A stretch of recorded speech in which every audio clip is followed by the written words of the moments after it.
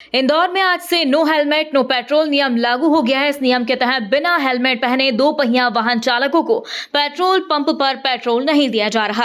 प्रशासन के इस नियम को सड़क सुरक्षा के लिए बेहद जरूरी कदम बताया गया, जबकि कुछ नागरिकों ने इस पर नाराजगी जाहिर की। उनका कहना है कि पहले सड़कों की स्थिति सुधारी जानी चाहिए, अन्य व्यवस्थाएं ठीक की जानी चाहिए, फिर नियम लागू करने चाहिए। हेलमेट लगाते थे क्या? देख लेना और इनके रिटर्न जो पीढ़ी आने वाली है वो भी वही हालत होगी। तो आपको सही फैसला नहीं लग रहा है ये सरकार का? रोड तो ठीक करा लो।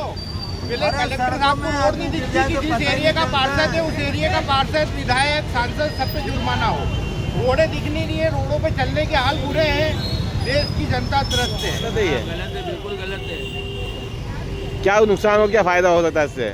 नुकसान क्या, ये तो जो बाइक तेज चलती है उनको हेलमेट की जरूरत है जी।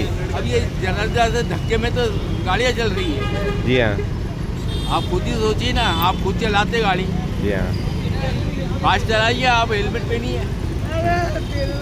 आपको अपनी अपनी जान प्यारी है। बिना हेलमेट पहने दो पहिया वाहन चालकों को पेट्रोल नहीं दिया जाएगा।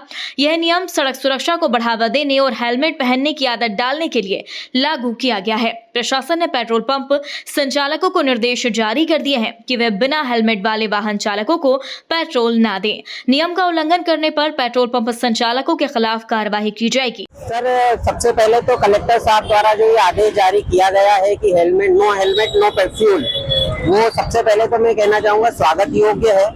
इसके पीछे का उद्देश्य समझना पड़ेगा। उसके पीछे उद्देश्य ये है कि जो ये एक्सीडेंट हो रहे हैं और उसमें जो हेड इंजरी हो रही है उसकी संख्या कम करने के लिए, उसकी संख्या 0 करने के लिए ये ऑर्डर है। तो ये चीज जनता को भी समझना पड़ेगी कि ये उनके परिवार के लिए है।